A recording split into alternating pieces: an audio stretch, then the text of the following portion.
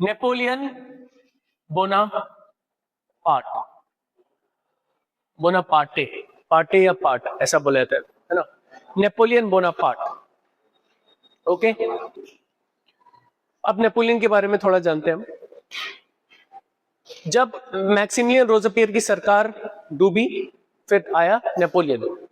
Napoleon आया 1799 में। Bye the वे ये डेट बस आपको नॉलेज के लिए बता रहा हूं, ये डेट आएगी नहीं आपके एग्जामिनेशन में, ठीक है, पर जो डेट आएगी वो मैं आपको बताऊंगा। ओके, तो नेपोलियन बोनापार्ट 1799 में फ्रांस का किंग बनता है, एक तरह से फ्रांस का किंग या फिर फ्रांस का लीडर, फ्रांस लीडर, लीडर कह लेते हैं, किंग नहीं कहते। मोनार्क सिस्टम इसको उसको बोला गया है जो एक तो आपका जो फ्रांस का सिस्टम है उसको बर्बन डायनेस्टी बोला गया है, जो लुई द 16 तक चली है, 1200 साल पुरानी डायनेस्टी, 1200 साल चलने वाली डायनेस्टी है बर्बन डायनेस्टी। जो फ्रांस की डायनेस्टी है उसको बर्बन डायनेस्टी बोला गया है, ये 1200 साल तक चली। तो अब सेंस नहीं बनाता कि जो आ रहा है उसे किंग बोला जाए। मैक्सिमिलियन रोज़ापियर को लीडर की तरह ही रेफर करेंगे, जो थोड़ा डिक्टेटर जैसा बिहेवियर है उसका, जो अपने खिलाफ कुछ सुन नहीं सकता। नेपोलियन भी सिमिलरली लीडर है, हाँ, यस यस, क्योंकि नेपोलियन ने यहाँ पे तो एक तरह से कह लो कि मैक्सिमिलियन रोज़ापियर ने अनऑफिशियली अपने आप को डिक्टेटर बोल गया। नेपोलियन ने तो डेमोक्रेसी को मार ही दिया, बिल्कुल डेमोक्रेटिक सिस्टम था, नेपोलियन ने इसको पूरा खत्म कर दिया। नेपोलियन डिस्ट्रॉयड डेमोक्रेसी, लिखा है आपके उसमें, Napoleon destroyed democracy and he brought dictatorship. Napoleon democracy खत्म करके नेपोलियन अब डिक्टेटर है फ्रांस का, समझ रहे हो? अच्छा, बैकग्राउंड दे देते हैं। नेपोलियन फर्स्ट एस्टेट से था, सेकंड एस्टेट से था, थर्ड एस्टेट से था, थर्ड एस्टेट से था। Napoleon was from third estate, Napoleon was from third estate. बचपन में एक ज्योतिषी से मिला था नेपोलियन, ज्योतिषी ने बोला था कि आप किंग नहीं बन पाओगे। बस नेपोलियन जनरली गया था उससे पूछने के लिए मेरा भविष्य बताइए, तो उसने नहीं बोला, उसने बोला आप नहीं बन पाओगे। ओके, नेपोलियन की हाइट, अच्छा बाय द वे नेपोलियन की हाइट पे बहुत सारे जोक्स बनते हैं कि उसकी बहुत छोटी हाइट थी। नेपोलियन की हाइट पे बहुत जोक बनते हैं कि उसकी बहुत छोटी हाइट थी, बट इनफैक्ट उसकी हाइट थी 5'6" थी उसकी हाइट, मतलब नॉर्मल हाइट थी उसकी। तो फिर ये जोक कहां से आया उसकी छोटी हाइट थी? दिखने में छोटा दिख रहा है, उसकी मुंडी छोटी है, ऐसा कुछ नहीं है। क्या है, जब वो जंग में जाता था ना, और उसके जो सोल्जर्स होते थे, स्पेशली उसके मेन बॉडीगार्ड सोल्जर्स, उनकी हाइट ज्यादा है, तो उनके कंपैरिजन में ये छोटा लगता था। Okay, right, so yes.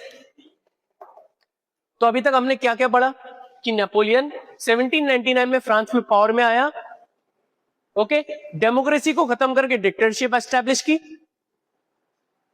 Third estate से बिलोंग करता था, हाइट का भी कोई रेफरेंस नहीं, हाइट को जाने देते हैं, आज के लिए छोड़ देते हैं नेपोलियन, ठीक है, सब कंट्रोल में उसने लिया। ओके, अब बात करते हैं जो मेन टॉपिक आता है आपके, नेपोलियन सिविल कोड।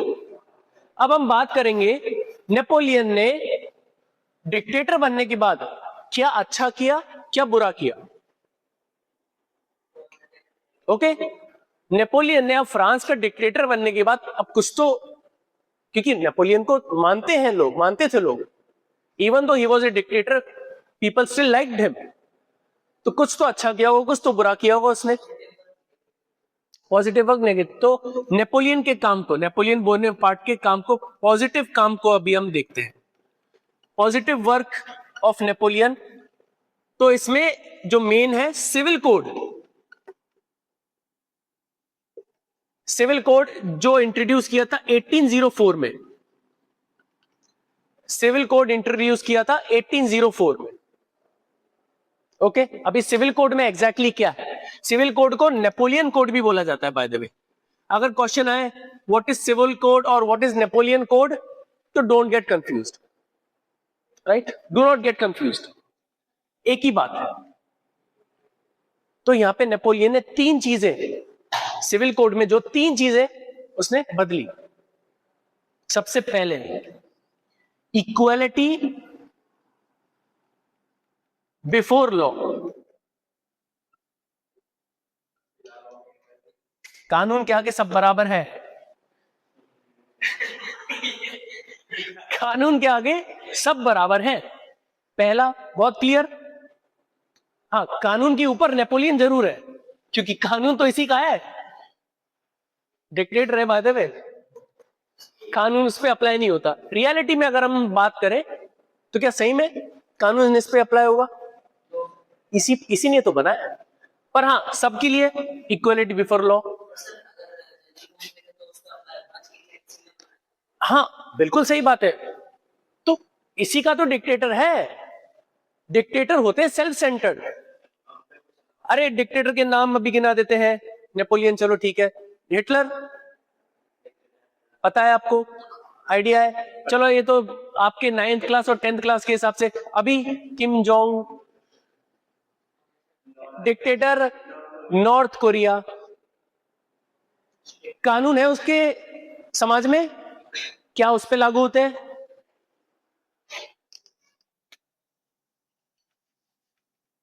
ठीक है, इक्वालिटी पहला सिविल कोड में क्या था? Equality before law. दूसरा सिविल कोड में and of privilege by birth.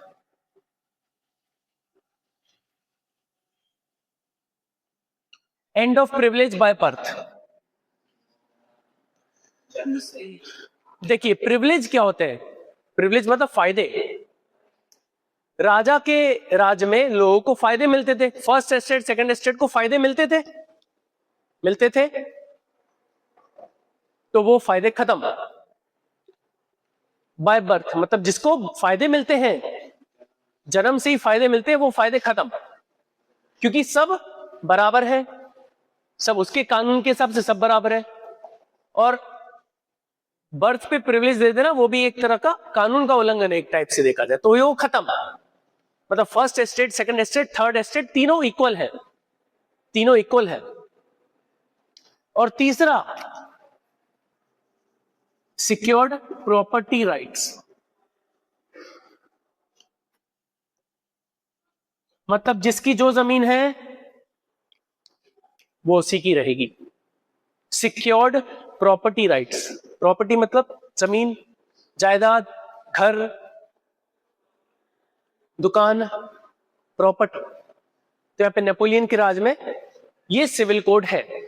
अच्छा, इसके अलावा भी नेपोलियन ने और भी चीजें की, ये तो सिर्फ नेपोलियन सिविल कोड की हाइलाइट्स है, इसके अलावा भी नेपोलियन ने और चीजें चेंज की है, सिर्फ सिविल कोड ही नहीं। ओके, इसके अलावा नेपोलियन ने और क्या बढ़िया किया पॉजिटिव, और ऐड करने हैं, थोड़ा यहां लिख देता हूं मैं इस सेट पे।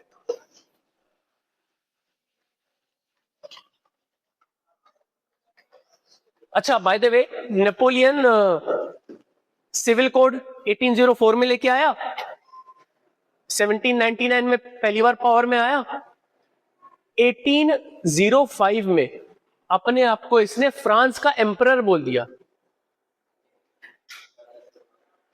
एम्परर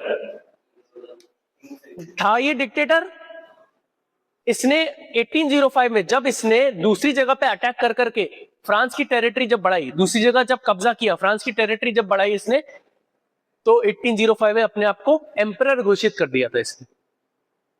खुद से आया, ताज ऊपर रखा, एम्परर, सेरेमोनी रखी और ताज अपने सर पे रखा।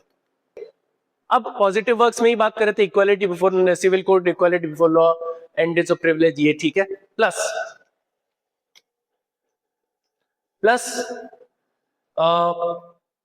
Better administration.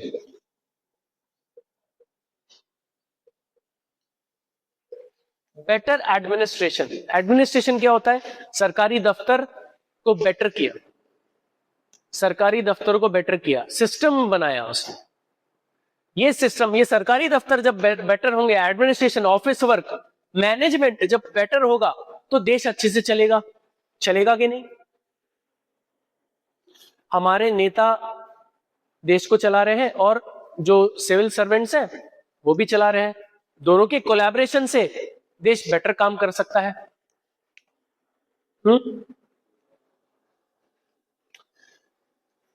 Abolition, abolish of feudal system,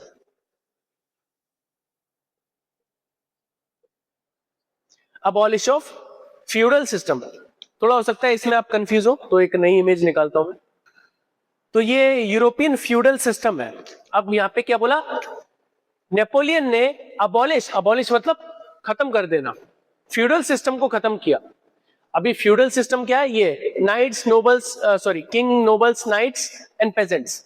तो ये कहीं ना कहीं first estate, second estate, third estate जैसे ही लग रहा है ना, बस इसमें वो नहीं है, क्लर्गी नहीं है, क्लर्गी नहीं है। तो ये क्या है एग्जैक्टली? फ्यूडल सिस्टम मतलब एक जमीन है, जमीन है, जमीन का एक मालिक है, जमीन का एक मालिक है। तो जो फ्रांस है और यूरोप की काफी सारी जो जगह है वो फ्यूडल सिस्टम से बनी है। मतलब जैसे कि अगर आप है, आपके पास मान लेते हैं 500 बीघा जमीन है, 500 बीघा जमीन है, तो आप एक फ्यूडल लॉर्ड है, फ्यूडल लॉर्ड, फ्यूडल लॉर्ड मतलब उतने बड़े जमीन के मालिक, और आप किसके अंडर में हो? राजा। अच्छा एक बात बताइए, राजा ने नोबल्स, नोबल्स मतलब उसके जो रिश्तेदार हैं, उनको जमीनें दी, उनके पास जमीन है। नाइट्स, उनके जो नाइट्स, नाइट्स तो पता होगा, बॉडीगार्ड्स, अंगरक्षक, नाइट्स, उनके पास जमीनें हैं। किसने दी? राजा ने दी। तो अच्छा, इन दोनों के कंपैरिजन में किसके पास जमीन होगी ज्यादा? नोबल्स के पास, एग्जैक्टली। नाइट्स के पास कम, और पेजेंट्स के पास उससे भी कम।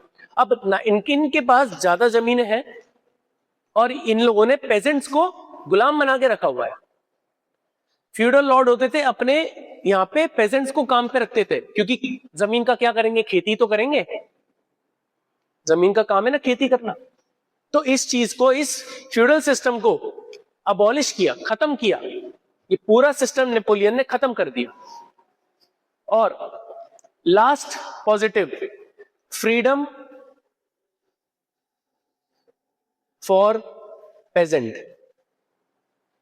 अब आपको ये वाला पॉइंट ज्यादा अच्छे से समझ में आएगा, फ्रीडम फॉर पेजेंट।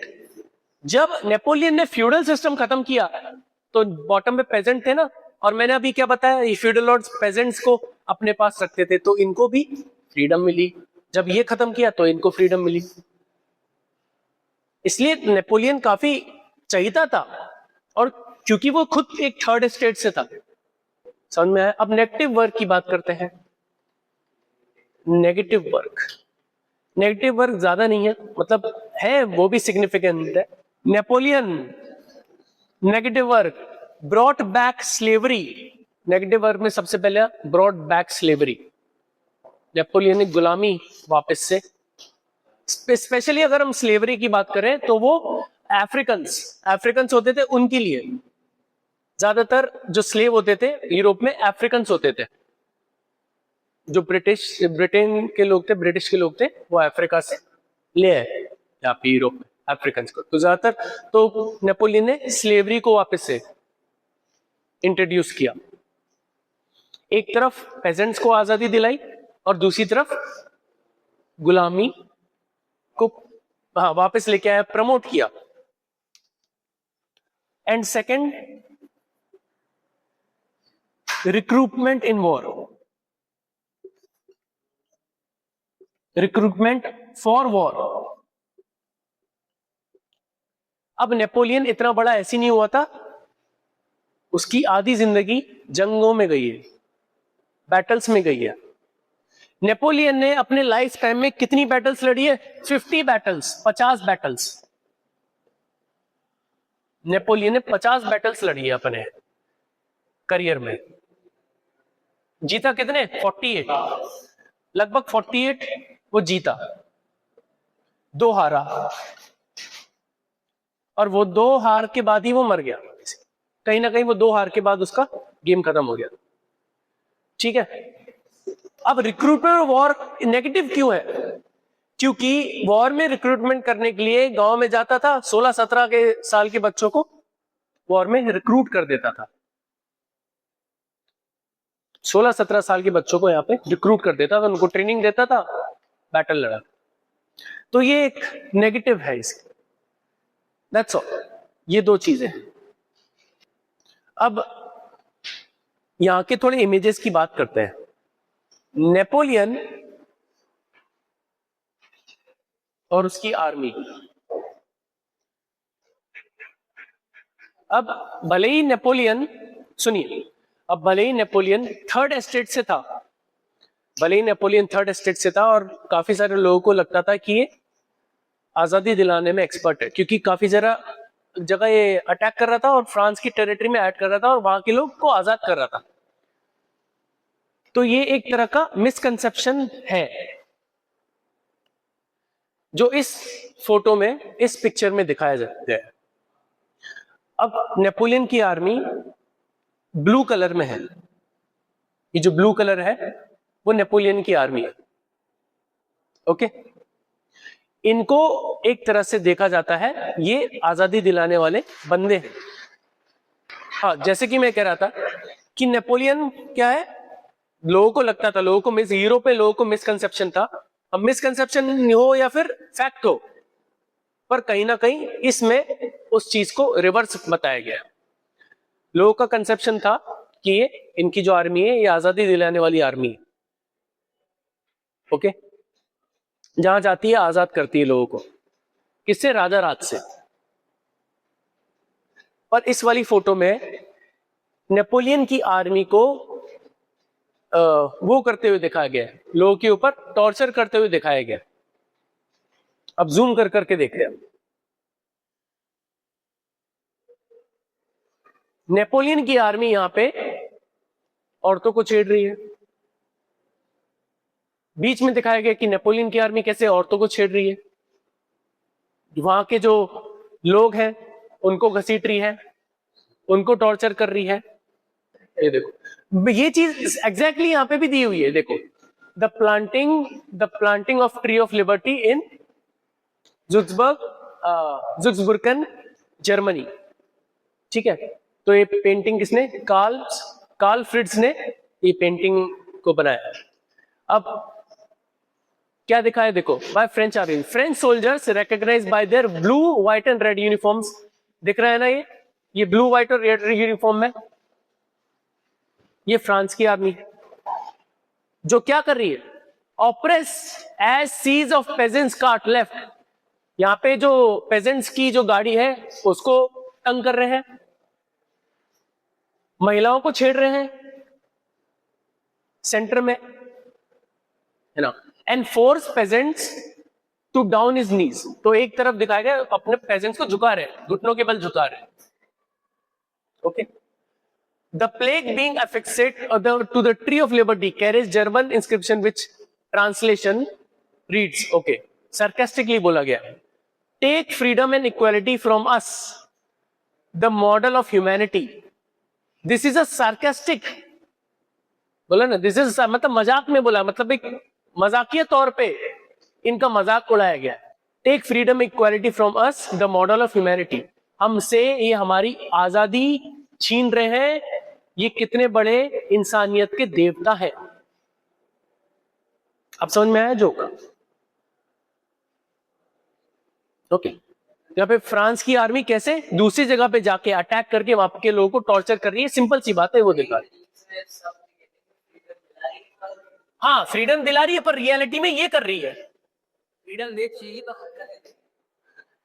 राजा से तो छुटकारा है, पर फ्रांस की इनकी ही आर्मी एक तरह से दानवों की तरह वहां के लोगों को परेशान कर रही।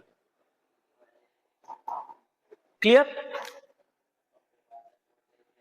ओके, अब ये लास्ट फोटो है जैसा कि मैंने आपको बताया था, नेपोलियन ने कितनी बैटल्स लड़ी? 50 बैटल्स, 48 जीता था, 2 हार गया। तो यस, तो उसमें से ये जो सेकंड लास्ट बैटल का फोटो है, नेपोलियन को दिखाया गया है as a postman, as a postman दिखाया गया। मतलब ये सेकंड लास्ट बैटल थी, बैटल ऑफ, तो जो सेकंड लास्ट बैटल थी नेपोलियन की, वो हार गया था। जो सेकंड लास्ट बैटल हारा, तो अपनी जितनी भी टेरिटरीज है, उसने जो जीती हुई टेरिटरीज है वो हार गया। तो उसको इसी हिसाब से दिखाया गया है कि जैसे कैसे पोस्टमैन अपनी चिट्ठियां बेसिकली टेरिटरीज है, वो हार गया। Napoleon is represent as postman, okay. His way back to France after he lost the Battle of Leipzig in 1813. 1813 की बैटल हार गया। उसके बाद ईच लेटर ड्रॉपिंग आउट, जो लेटर जो ड्रॉप हो रहा है वो एक टेरिटरी है। टेरिटरी मतलब जगह।